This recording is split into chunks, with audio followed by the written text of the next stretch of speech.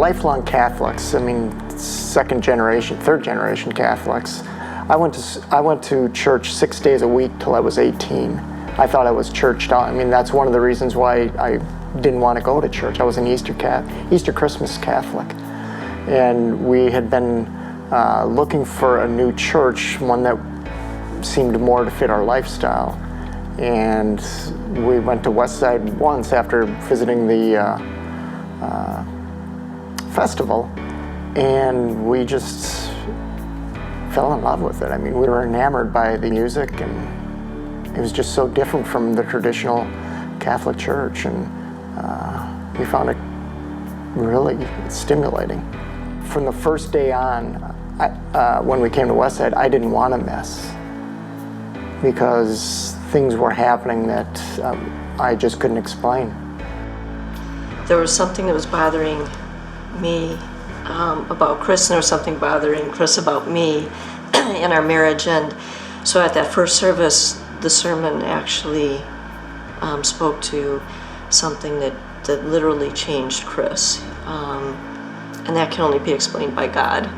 The second sermon addressed kind of what was bothering him about me, and truly it just changed our marriage. We started off with some life groups, and then after about a year, our leader asked us to branch off and start our own. So we did that, and we led for about a year and a half. We've done that. We do regular service projects with Kansas City Rescue Mission, Hillcrest Transitional, Urban Scholastic. We've both been to India several times. On the first What If the Church cycle, whenever that was, 3 years ago, we had literally, we picked one to do, and it just happened to be First Baptist Church, which is where Urban Scholastic is located. And we had no idea that it was going to become something out of there. I mean, we travel down there every week, several times a week. Our big focus now is we'd like to move into Kansas City, Kansas. I just sold my business, so we're trying to sell the house and find a house down in Kansas City, Kansas. Yeah, and we want to simplify life. We want to do outreach there. Everything that has happened from day one, from the pastors saying, here's what you should try to do, and moving us along a path, has seemed totally right. Would you join me in honoring Chris and Sandy Garcher? Awesome.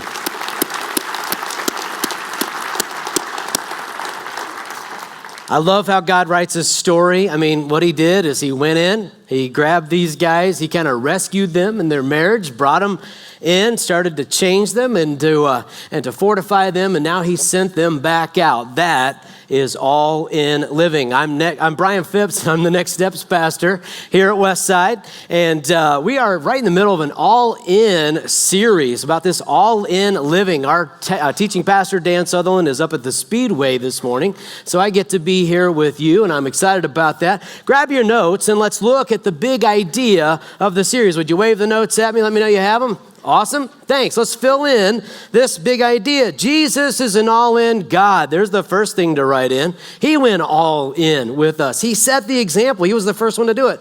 And he's looking for all-in followers. If you're going to follow Jesus and he was all in, then he's inviting us to be all in. Karcher's excellent example of a family that's just taking those steps in following him to make an all-in impact. There's a reason for following Jesus all in. Because he wants to leave a spiritual dent in this globe. He's using his gospel and his love to do that. He wants to make an all-in impact in a way lost world. The first week that we kicked off this series, Dan used the illustration of a lifeguard. He said, Jesus is a lifeguard. We're in deep water. We're drowning. Jesus jumps into our water wherever we are, rescues us, pulls us out, gets us into the boat, which is him, his salvation, his peace, his glory. And he gets the water out of our lungs, resuscitates us, and then strengthens us to go back into the water for others, just like the Karchers have done in this video. And one thing that I've thought of as we've been talking about this process is that there's a hesitancy to go back into that water because the last time we were there, we were drowning, right? So what do we do as people if we're to go back in to make sure that we're strong enough, fit enough, have the right training to go into that water and do so without drowning ourselves again? The lifeguard illustration continues to be a great asset to us, and that's the big idea for today. The big idea for this day is this: effective lifeguards must be in shape. I mean, they didn't make it onto that one lifeguard movie on the beach by being, way overweight or something like that. I mean, those people, what's the name of that dumb show? I can't even remember. What was it? Baywatch. Yeah. Oh, gosh, yeah. I shouldn't have brought that up. Filter. But they were in shape because they had to go out in the water. You got it. Anyway, so we have to be in shape, but we also have to know what we're doing in the water and be trained. All-in impact requires all-in living. You try to do all-in impact without all-in living, it's just you're setting yourself up for failure, discouragement, despondency, and then you're going to look at God and you're going to check out and the whole deal, all right? Nobody wants that. Jesus doesn't want that. He wants to equip you with that. Well, what is that all-in living? What is that all-in lifestyle? Fortunately, God preserves for us the story of life for the first lifeguards. The first set of people that God reached in and restored and then trained up, he has a record of them and how they lived captured within just a few verses of Acts chapter 2. So what we're going to do is just look at that verse and check out that lifestyle and pull out the 3 priorities that they had, talk about those 3 priorities and how we can engage those as well, so that we can be fit lifeguards, trained lifeguards, prepared lifeguards to go all in with Jesus. The first priority is this: an all-in devotion to obey Jesus' teaching. If you'll write that one in the blank, first thing, all-in devotion to obey Jesus' teaching. Now notice, this isn't to just know Jesus' teaching. This isn't Jesus just to know what he said. It's an all-in devotion to obey his teaching. Here's the verse. They devoted themselves to the apostles' teaching. They devoted themselves. Will you do me a favor? Circle that word devoted. I want to talk about it for just a minute. This word devoted means adhered to, persevered in, endured in, committed themselves to this thing in a major way. Why take so much energy? Why put so much effort into obeying Jesus' teaching? Well, Jesus' teaching was brand spanking new on the scene. And it was revolutionary, countercultural to anything that they had ever heard before. The people in that day were kind of caught between 2 schools. There was a new vogue school coming onto the scene there in Israel, and then there was their traditional thing that they had going on. The first one, the hip spirituality in your blank, was thinking your way to God.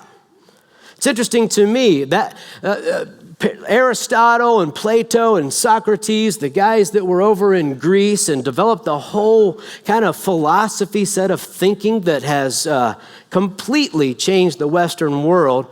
Aristotle and Plato to these people were like George Washington and John Adams to us. Only a couple of centuries removed. So this Aristotelian logic and that whole way of thinking and thinking your way to God and all that other stuff was now starting to move its way in to this part of the world. And it was vogue, it was hip. It was like, man, this is the way smart people think. You go to a college, environment and whatnot, and you're learning and all this, and the new ideas are freeing and all this stuff, and they can tend to look at something as crazy as Jesus and go, he's such a fool. So when they're having to look at Jesus to obey his teaching, they've got that going on. But they don't just have the kind of vogue, hip spirituality that they've got to turn down to do something different with. They've got to get rid of the baggage that they carried into this. All of the people, almost all the people that were a part of the early church were Jews that had become Christians. And Jews had this traditional teaching that rules, there's the second blank, rules are what get you to God. There's 618 laws, I think, in the Old Testament that talk about holiness and how we stay pure before God. Well, the Jews weren't satisfied with the 618. They wrote a whole book called the Talmud that gives you rules to make sure you've kept the rules right. And it had become very restrictive and binding, and it was all the rules, do everything right. It'll get you to God. Then Jesus comes on the scene and basically says two things. One, you're not smart enough to think your way to God. You just don't have it. And that makes sense to me because when I try to think about all that is, and I remember studying existentialism and Kant and Nietzsche, and I remember studying all the philosophers, and I walked out of there going, who's right and who's wrong? I don't know. It's giving me a headache. And I realized there's no way you can think yourself back to God. It just doesn't work. But Jesus also said your will isn't strong enough to obey your way back to God. And I get that too. I mean, I try. I mean, you just launch into, I want to do this. I want to do this right. I can remember going to weekend conferences and stuff and coming back being charged up and I'm never going to fail again. And then you hit that day, like day 2, and you've tanked everything and I give up. You know, I get what Jesus is saying. What Jesus did is he came into the culture that had the hip spirituality and he had the rule thinking thing. And he said, all right, guys, here's the truth. A relationship with me gets you closer to God. Now, here's the thing. Those people found that to be true because it was changing their lives. Did you hear what Chris said? And Sandy said it changed him in one day. Changed the marriage. Changed him one day. They knew it had to be right because somehow this relationship was changing them. And that's why they were so in love with him and were so devoted to his teaching, because their teaching was transformational. It made a difference. And how they lived and how they experienced God. Jesus came onto the scene and said, guys, this is an identity transfer. You're being changed from just simply humans that are citizens of the earth. You're being changed into the citizens of the kingdom of heaven. Now I'm going to try to do some theology through an illustration. It's a whole lot of theology thrown into a simple illustration. Hang on with me about what Jesus' teaching is all about here. Right now in the public scene, politics, immigration is a big deal. Everybody's looking at immigration reform and all this. Immigration is the process of going from being a foreigner to a citizen. And by the way, we have a Westsider here that just became a U.S. citizen. And man, the joy on that gal's face is just awesome. And I remember when she first got her badge, she wore it to church going, I'm a citizen, this is awesome. And I'm thinking, that's so cool. I've never had to worry about that. So I don't understand the joy, but I do understand the joy of being outside of God's family at one point and being brought in. Here's what Jesus basically says to anybody that wants to get in his kingdom. I'm a citizen of the kingdom of heaven. You can get in on my card. You don't need a green card. You get in on mine. In fact, you've got your own copy of the card. Wherever you go, you just flash that card and you're in. You go to the kingdom of heaven, you go up to heaven, die today, you go up there, here's my card. I'm with Jesus. All right, come on in. That relationship gets you there. But that card also changes you as you go along. It's amazing that guy who said, you can have my card, also says, hang with me and I'll change your life as you go along. The apostles were the ones sent by Jesus with his teaching. And these people could not get enough of that teaching. If you want to live all in living, if you want to go past the I'm not willing to risk it, whatever God asks you to do, and you want to go out, there's no way you can do it without a resolve to obey Jesus' teaching. When God was talking to Joshua in the Old Testament was a guy that ended up taking over after Moses was gone.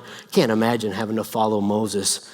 But, he had to follow Moses and he had to lead the people into the promised land. And when God talked to Joshua about how close to stay as they went into this risky adventure, these are the words that he said. And listen to the devotion. Be careful to obey all of the law my servant Moses gave you. Do not turn from it to the right or to the left, that you may be successful wherever you go. Meditate on it day and night so that you can be careful to do everything written in it. Then you'll be prosperous and successful. An all-in commitment to obey, all-in devotion to obey Jesus' teaching. Second thing that these early lifeguards did was to have an all-in devotion to love on Jesus' family. An all-in devotion to love Jesus' family. It says there they devoted themselves to the fellowship. You know, I said family, they say fellowship, there's body, there's building. There's a lot of different metaphors in the Bible about the people of God, the followers of Jesus. There's a lot of metaphors. Why? Because God wants us to know that this is not a private matter. You ever been to that family reunion and said, we don't talk politics because that's a private issue? Well, a lot of us also say we don't talk religion because it's a private issue. Well, it's not a private issue, but it is a dividing issue for a lot of people, and you don't want to have the argument, so you just leave it alone. Well, God says that this is a team sport. A couple of weeks ago, I went out to Roanoke to visit my father, and the last time I was there, I found out that he has a phenomenal gym that he's a member of. I'm not a member of a gym. I try to work out in my basement, but I don't have a ton of equipment. So I get to go there and see this gym, and it's awesome and all that. And I couldn't wait to get back there. And when I got there, I did the treadmill, and then I went over to the bench press because I've been thinking all along, I'm going to try to max out my weight. I'm going all the way to like 65 pounds this time. You know, like a 45-pound bar and 2 5-pound plates or something like that. Now I'm going to try to max out. And then I realized, I don't have a spotter. I don't have a spotter. And I'm not brave enough to ask anybody to come and help me because I don't want them to see how little weight I throw on the thing, you know? I mean, I know it looked like a hoss, but, you know, it's just didn't want to go there. So that taught me something. I realized that being solo here in the gym, there's certain things I can do, but there's something I can't. I can't go all in with the weight. It's too dangerous. I have no ability to wisely throw on as much weight as I can because I don't have a spotter to catch my back. And also, even if I'm not going all the way in, I'm still exposing myself to danger because if that bar comes down and I can't get it up, it's not easy to get that thing off to the side. And I think that's a picture of what it means to be a part of God's family. It's about releasing potential together, being able to go as hard as we can together, but it's also about having my back protected in the event that I need it to be. Grab your notes and let's look at the next verse there. There's 2 environments that church or family happens in. See if you catch them. It says, every day they continued to meet together in the temple courts. They broke bread in their homes and they ate together with glad and sincere hearts. Do you see the 2 different places? The first one was the temple courts. The temple courts was a public place. The temple's a huge place. It's that was in Jerusalem at the time, and they would gather there at that central place, much like we do here on the weekends. We come together, have common teaching, have a common mission, have a common purpose. Cool, but that wasn't the only place. They also met where? Do you see it? In each other's homes. Life groups, small groups. Life studies, smaller groups of people where you can actually take what you learned here and put it into play. This would be chaos if all the people started, feeding back. Hey, Brian, what do you think about this? Or, this would take forever. And it's not wise to really share where you're broken and hurting in life right now in this type of setting. But you get down around 8, 10, 11 people, you can start to share those things. The Carters were part of life groups. They served together. They started to do these things, and things started to change.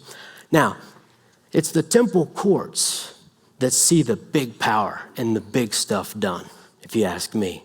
If you were here last week and saw the all-in video of all the things God's doing through Westside, did it blow you away? I mean, you just look at it. If you get all in brochure and you just open it up to that one page of all the things that God did, the thousands of orphans that were fed, the ones that are not only being fed, but raised up and educated. And you see all the ministries taking place, not just here, not just downtown KCK, but around the world in multiple countries. Then you go, wow, I'm a part of a big deal. I'm a part of something significant being done. Talk about all-in impact. I participate in that. That's my team. That's awesome. So I get power. It's unlimited. Throw those 45 plates on there. We can make this happen. But it doesn't just unleash our potential when we gather around the temple courts. It also has our back. Look what it says in the next verse, Acts 2:42 or 44 and 45. It says that all the believers were together and had everything in common. Selling their possessions and goods, they gave to anyone as they had need. What does that mean? It just means that people were in each other's lives enough to know that when somebody was without, they would be making sure that they had what they needed. And that happens all the time. Have some friends here. They're actually in the service. Their daughter midweek had an emergency surgery. And even without them knowing about it, their life group and others had teamed up, and now they have meals coming for an entire week. Somebody was in need. Other people made sacrifices and teamed up together in that smaller home setting to make sure that they had what they needed in this time that they were being stretched. That's the body of Christ. Love on God's family, and God's family, if it's doing the right stuff, will love on you and will release you and at the same time protect you, all in living. It's an extraordinary devotion to the teachings of Jesus, but it's also an extraordinary devotion to loving on his family. Before we go into the third one, which is an all-in devotion to seeking Jesus in prayer, I want you to do me a favor, just kind of set your notes to the side for a second and catch this all-in update from Pastor Dan.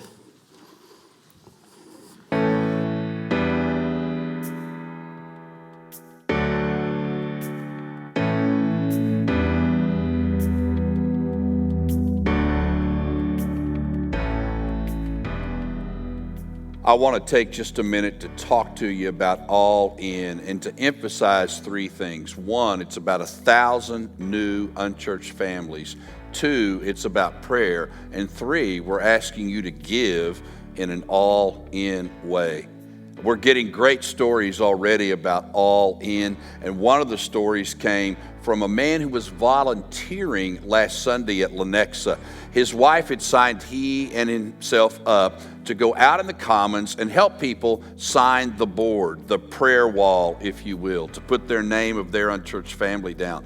And he was planning to do it, as he said in the 5 o'clock service, to spend some time after the service helping folks, but he was grumbling in his spirit. He had a ball game he wanted to get to. He couldn't believe his wife had signed him up.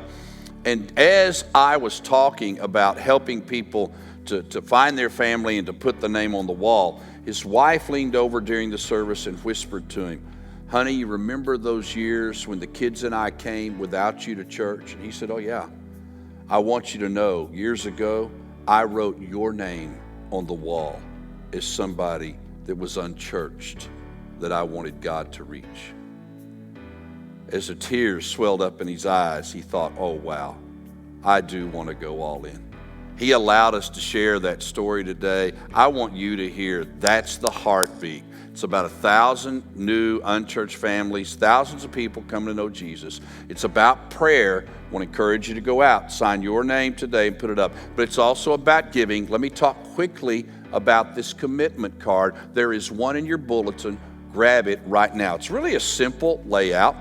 My last year's total Westside giving, we just sent out the statements for last year. Simply write that amount in. Some of you will be amazed at how much you gave, maybe others not as much. Put that in there. The second line is additional things that I'm going to do for all in. What can you do to go all in?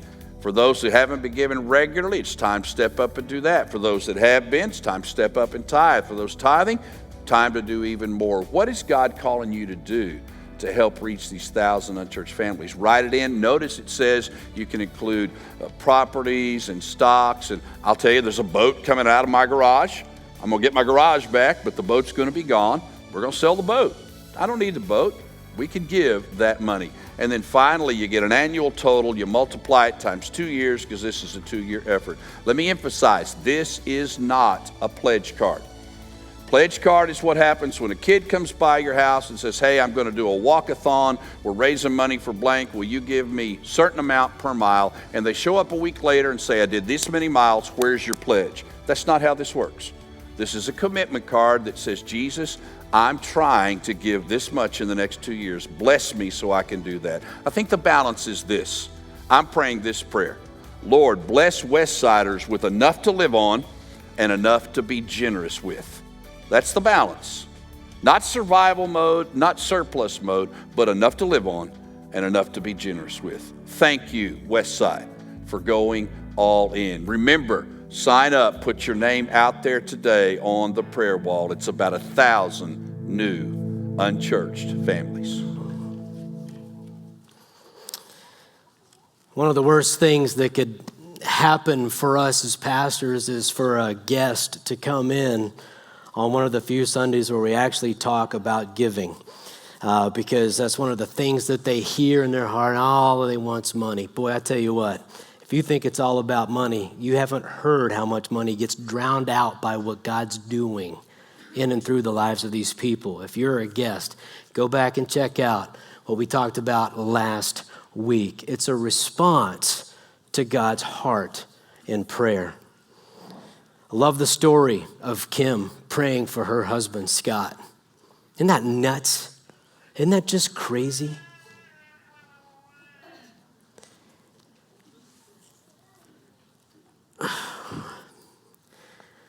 This prayer thing, we've got to grab this deal. The folks had an all-in devotion to seek Jesus in prayer. To seek Jesus in prayer. Recently, I was overseas in Japan, and when you're in a foreign country, in a foreign land, you want to stay really close to the people that know where they're going, speak the language, and know how to get to a Starbucks. I mean, you got to know it. Got to have that information. And so when I was there, I clung to the people that I knew and trusted. Jesus is the only one that's ever walked this planet who knows how to get around in the kingdom of heaven. And he's saying, stay close. Listen to my voice. Talk with me, and you will have all in living. They devoted themselves to prayer. Devoted. Remember the devoted. They devoted themselves to prayer. Now, here's the crazy things, folks. The trap that we have with prayer is that we consider it a chore. Our enemy, who wants to cut the valves off, cut the supply of life off, wants to talk you into thinking that prayer is something you have to do. When Carol and I were first dating, we've been married about 18 and a half years now, but when we were first dating, I was one sick puppy. I mean, I'd go over to her house, we'd go on a date, and we'd just hang around her house. I had to work at 6 in the morning, it's 4:15, I'm still trying to leave, in the morning, still trying to leave, because I can't stop talking to her, I want to see her. And then I did this weird thing after finally being able to peel my way off of just hanging there, to be with her, saying, I'll call you as soon as I get home. Isn't that dumb? I mean, it's just dumb. And you're wondering, why didn't you just call her on the way home? Well, we didn't have cell phones back then when we were recording. We had these things called telephones that were actually connected to a wall. And you had to tell her to answer real quick so it didn't wake up the rest of the roommates. Remember those days if you're old like me? Anyway, I didn't consider talking to Carol a chore. It was something I couldn't help but to do. Longed to be with her. When I go get on an airplane, and I've heard the little encouragement, if you get on an airplane, you got to be praying ahead of time for the person you're going to sit next to, and then look forward to talking with them and sharing your story about God and all. And I'm like, dude, that's cool. I got 3 kids and a busy life. I get on a seat in an airplane, the earbuds are going in, the music's going on, and I'm out. And if a person that I sit next to starts talking to me, probably the people that were praying, about me before they got on the plane, it would be a chore to talk to them. But it's not a chore with Jesus. With Jesus, the prayer is a privilege. Think about it. Kim was encouraged to pray for her husband. It didn't cost her a thing, but she gained a husband surrendered to Jesus. The Karchers. You might be asking, how in the world could they make such a big sacrifice? To them, it's not. It's fruit of God's work in their heart where they can't help but to go. You heard how it worked out. We just happened to pick First Baptist, which just happened to be the ministry that they're a part of, and now they're a part of it, and now they're moving down. It wasn't like they got a silver balloon one day at their door that said, go down to KCK. It was a progression of things of just following the heart of Jesus, and they'd say, you can stay here, but I just think that's crazy. They followed him in prayer, and it's resulted in phenomenal things. I just want to ask you, when it comes to all-in living, which one of these is knocking on your door?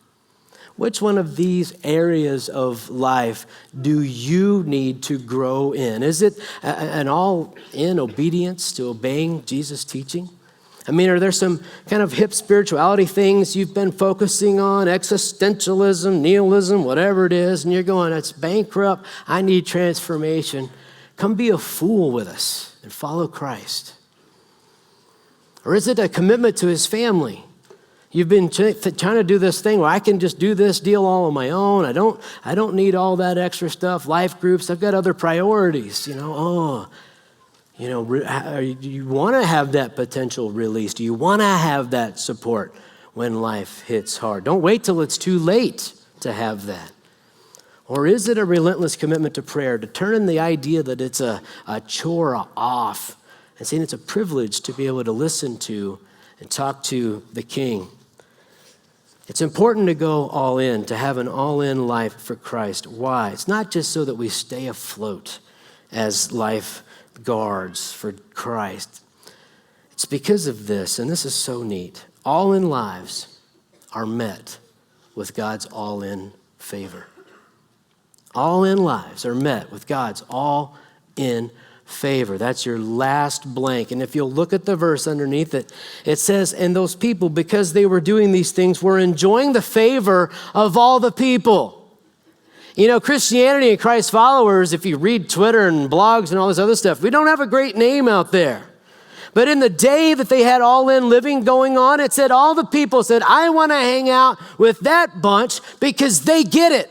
There's something happening over there in their lives that I want to be a part of, and I cannot wait for the day. I hope it's before they bury me, that people look at the Christian church and stop calling us idiots for what we think, but going, wow, look at the power in their lives. I want to be a part of that. I want to squelch the blogs. We can with 3 simple ways of all-in living. Why? Because God pours his favor on it.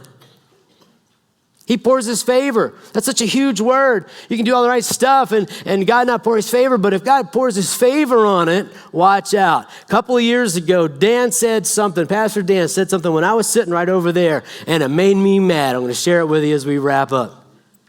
He said, Westside isn't just a good church, it's a great church. Now that part didn't make me mad. That was really cool. But then he said, but she's not yet a God church. And I was like, what's the difference?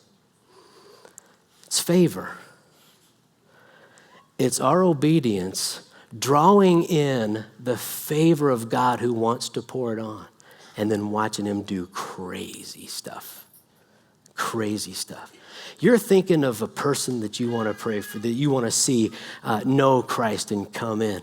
You're praying about what kind of contribution do you and your family want to make so that 1,000 new families are reached. You're thinking of what do I need to do as far as all in living is concerned. Let's just take all those things and for a moment, place them before the King. Pray. And then be on our way today, encouraged to live all in. Let's pray together. Jesus, we love you and we thank you for being the first to go all in so that we don't have to pave the way, we just follow. And Lord, we lift right now to you that family or that individual that we're thinking of and asking for you to change, for you to introduce yourself to.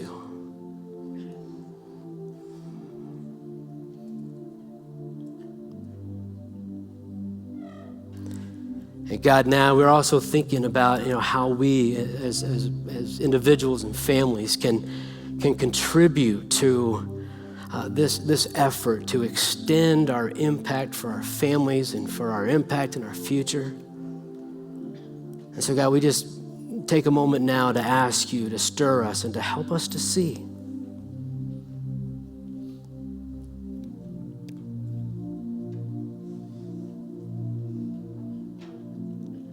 And God, we know what we need to do in order to really grow in our all-in living. And we commit that to you now.